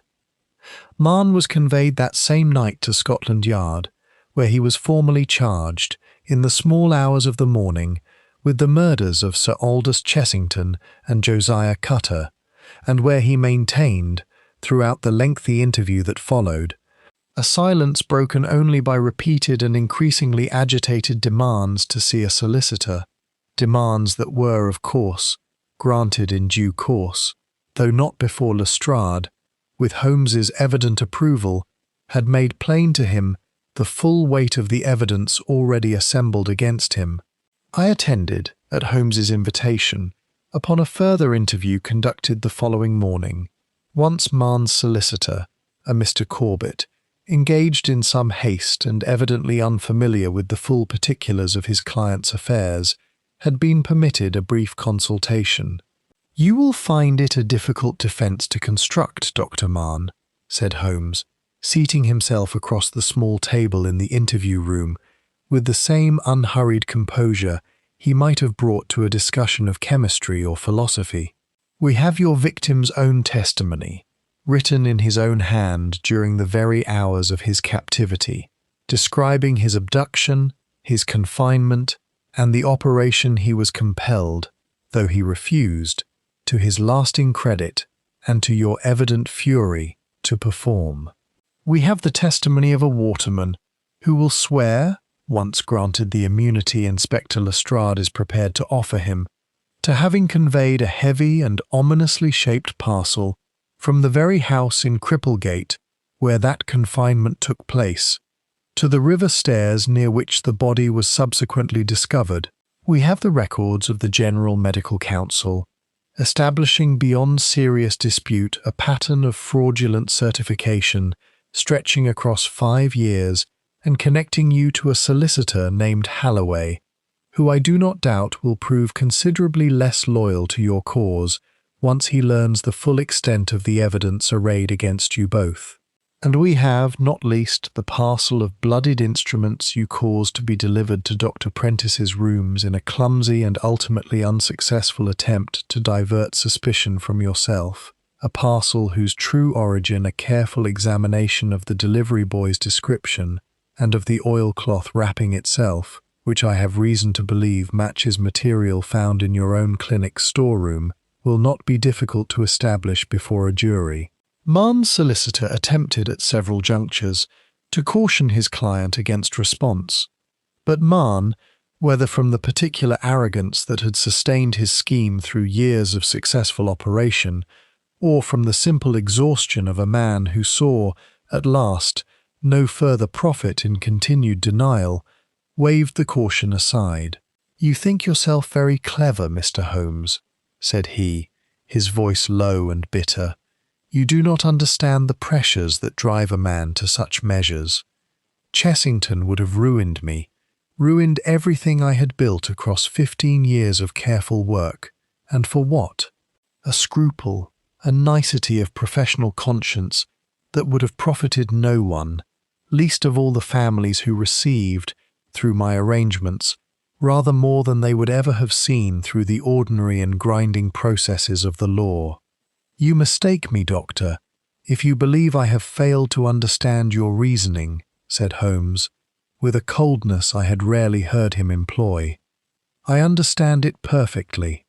I understand that you saw in the deaths and the desperations of others an opportunity for personal enrichment, and that when a man of genuine conscience stood in your path, you did not hesitate to abduct him, to hold him captive for 30 hours in a room prepared for the specific purpose of compelling him to violate every principle of his profession, and, when he proved himself possessed of more courage than you had bargained for, to murder him and dispose of his body with a callousness that beggars description. I understand you very well indeed, Dr. Marne, and it is precisely because I understand you that I intend to see you answer for it upon the gallows, whatever ingenuity your solicitor may bring to your defence." Marne said nothing further, and was led away at length to await the formal proceedings that would, in due course, determine his fate, though I confess, watching him go, that I felt none of the satisfaction I might have expected at the conclusion of so grim a chase, but only a weariness of spirit that I did not fully shake off until some days had passed. Chapter 19. The Reveal at Baker Street. It fell, some evenings later, to Holmes to lay before Mrs. Chessington, and before Lestrade, who joined us at Baker Street at Holmes's invitation, the full and connected account of the case, from its opening puzzle to its resolution, an account I set down here as nearly as I recall it, for it drew together threads that had seemed, at various points in our investigation, entirely disconnected. "The case began, as you will recall, Inspector," said Holmes, settling into his chair before the fire with the particular satisfaction of a man laying out a solved problem for the appreciation of an audience, with 3 facts that did not sit easily together: a forged note, a vanished carriage, and an interval of 30 hours between abduction and death that no simple robbery could explain.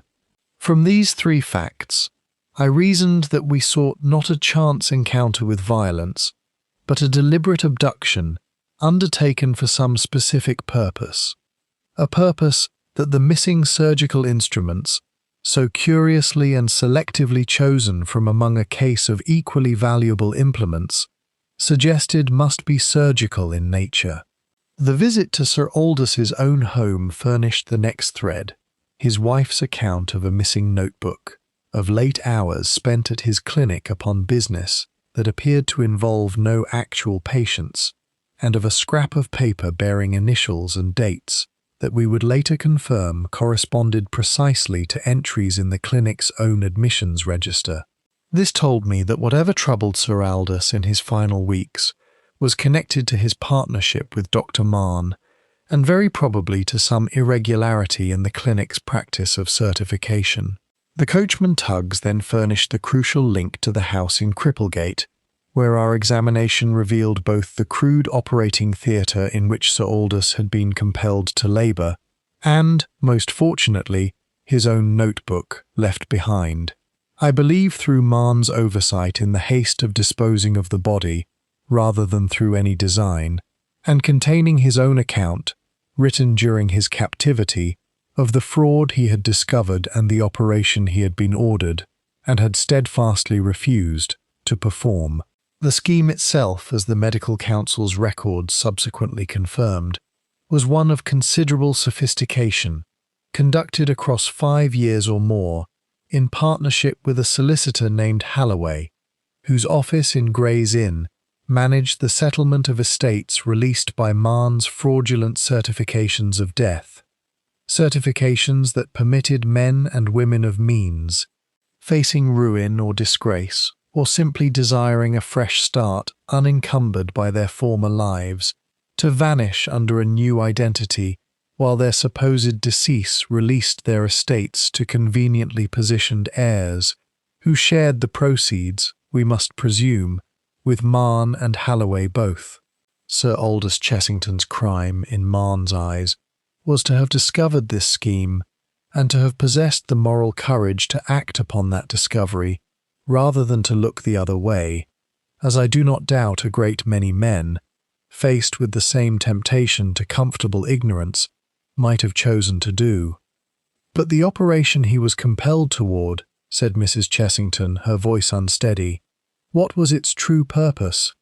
To alter the features of a man's face and skull sufficiently to permit him to pass, under a new identity, through customs and across borders, where his true appearance might otherwise have been recognized.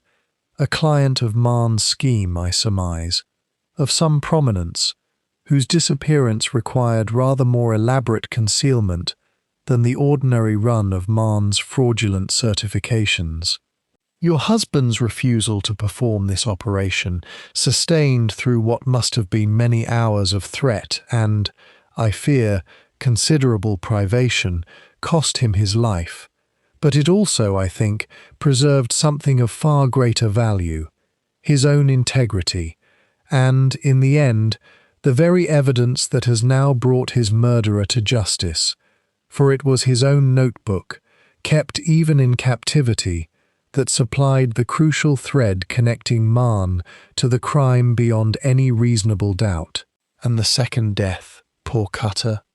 Cutter, I believe, had grown uneasy in his complicity, as our investigation drew nearer to the clinic's affairs, and had perhaps hinted, to Mahon or to some other party, at his own doubts or his own intention to come forward. Mahon, learning that we had discovered the house in Cripplegate, and, very possibly, fearing that Cutter's nerve might fail under the pressure of approaching scrutiny, silenced him before that danger could fully materialize. A second murder that proved, in the end, the first crack in the composure that had sustained his scheme through so many years of successful operation. For it was the urgency of that second crime, following so swiftly upon our own discoveries, that led him to the desperate and ultimately fatal expedient of attempting to implicate Dr. Prentice through the clumsy device of the delivered parcel, and in the end, to walk with his own feet into the trap I had prepared for him. Lestrade, who had listened throughout with the particular mixture of admiration and faint professional chagrin that Holmes's explanations habitually produced in him, shook his head slowly. It is a remarkable piece of reasoning, Mr. Holmes. I will grant you that freely. whatever grumbling my superiors may indulge in over the methods by which it was obtained. Halloway, I may tell you, was taken into custody this very afternoon, and has proved, as you predicted, considerably less loyal to Marne's cause than Marne might have wished, once he understood the full weight of evidence arrayed against them both.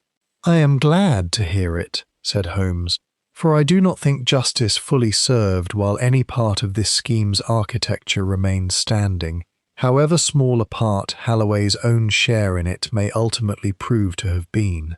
Chapter 20. Aftermath and Justice. The trial of Dr. Silas Marne, held some 6 weeks later at the Old Bailey, proved, as Holmes had predicted, a foregone conclusion once the full weight of evidence had been laid before the jury. Chessington's own notebook, read into the record in its entirety, and producing, by all newspaper accounts, a silence in the courtroom that spoke more eloquently of the jury's sentiment than any verdict could have done. The testimony of the waterman Kegg, granted immunity as Lestrade had promised, and proving, despite his evident discomfort at appearing before so distinguished a court, a witness of unexpected clarity and conviction, and the records of the medical counsel, presented by Mr. Alderton with a precision that left the defence little room for manoeuvre.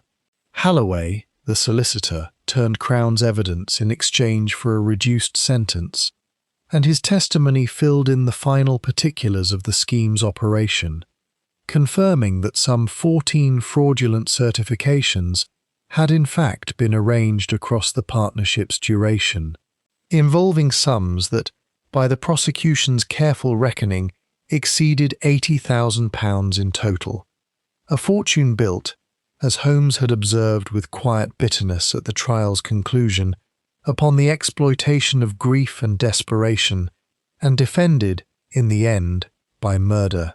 Marne was convicted upon both counts, and sentenced to hang, a sentence carried out in the customary manner some weeks later, an event Holmes declined to attend, remarking only that he took no pleasure in the death of any man, however thoroughly that man's own actions had earned it, and that his satisfaction lay not in the execution itself, but in the certainty that no further victim would fall prey to a scheme he had, at considerable risk, brought to its final and definitive end. Dr. Prentice, restored fully to his position and reputation, wrote a letter of gratitude to Holmes that my friend received with the particular, slightly embarrassed pleasure he always displayed when confronted with sincere professional gratitude, though he affected, as was his habit, to consider the matter of little consequence.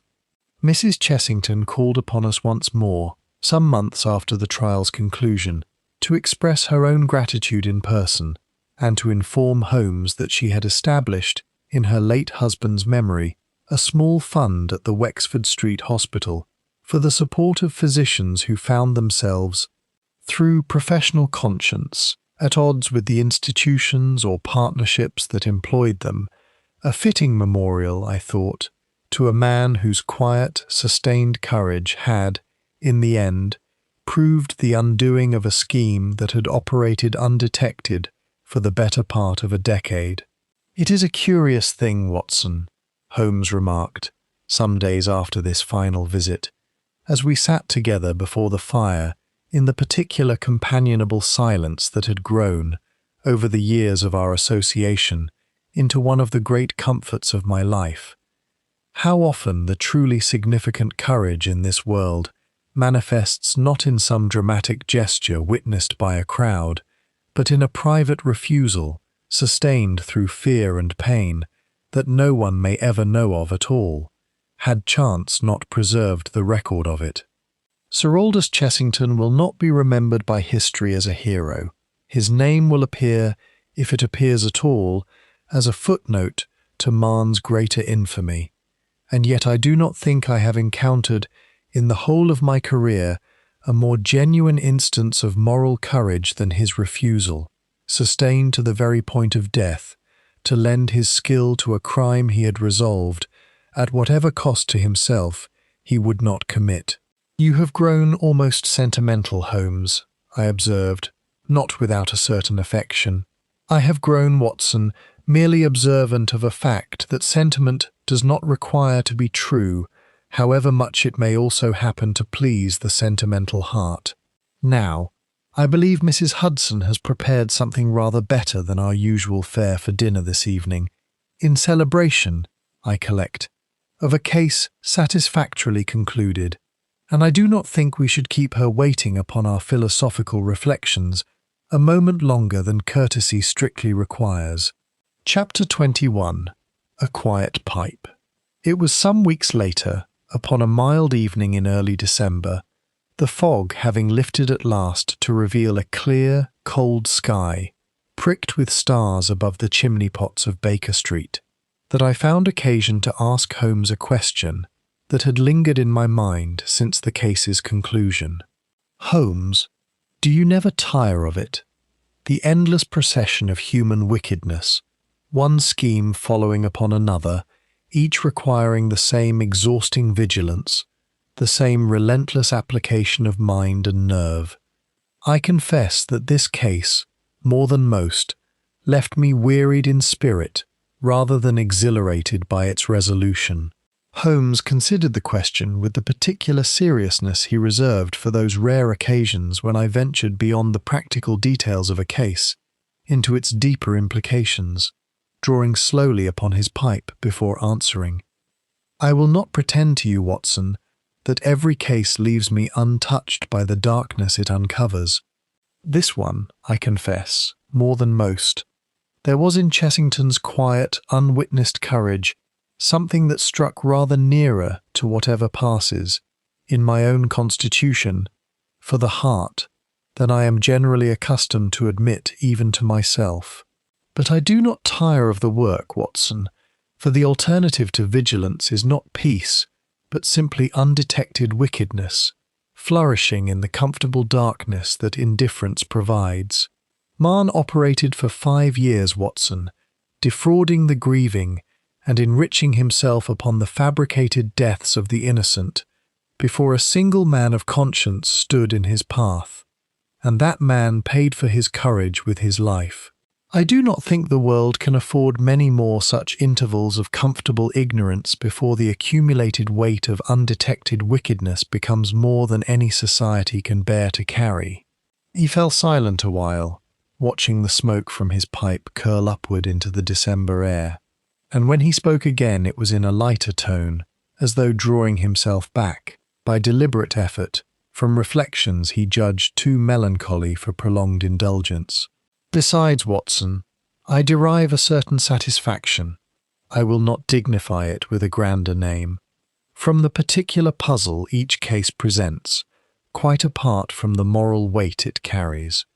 There is an intellectual pleasure in tracing a chain of reasoning from a scratched watch case to a solved murder, from a forged signature to an extinct barony's genealogy, that I do not think I could readily surrender, even were the moral stakes of my profession considerably lower than they generally prove to be. It is, I suppose, the particular vanity of my own character to find in the untangling of a knot a satisfaction that others might reserve for gentler pursuits. But I have long since ceased to apologize for it, and I do not think, at this stage of my career, that I am likely to begin now." He knocked the ash from his pipe and rose, crossing to the window to gaze out once more upon the clear, cold street below, and I thought, watching him, that I had rarely seen him more entirely himself, restless, brilliant, touched by a compassion he took pains to disguise beneath a manner of studied detachment, and already, I did not doubt, turning his mind toward whatever fresh puzzle the great, teeming city beyond our window might next present for his particular and singular attention. "Come, Watson," said he, turning back into the room with something of his old energy restored. "The night is young, and I confess a restlessness that neither pipe nor philosophy has entirely dispelled. Let us walk a while, and see what London has to offer us by way of fresh diversion. though I own I hope, for the sake of my own peace of mind if nothing else, that whatever awaits us proves rather less taxing upon the conscience than the case we have just concluded. And with that, we descended together into the cold December night. The case of the surgeon who never reached the hospital closed at last, and already, in the manner of all such cases in the long chronicle of my friend's remarkable career, giving way before the promise of whatever mystery the fog-bound streets of London might next conceal within their folds. The end.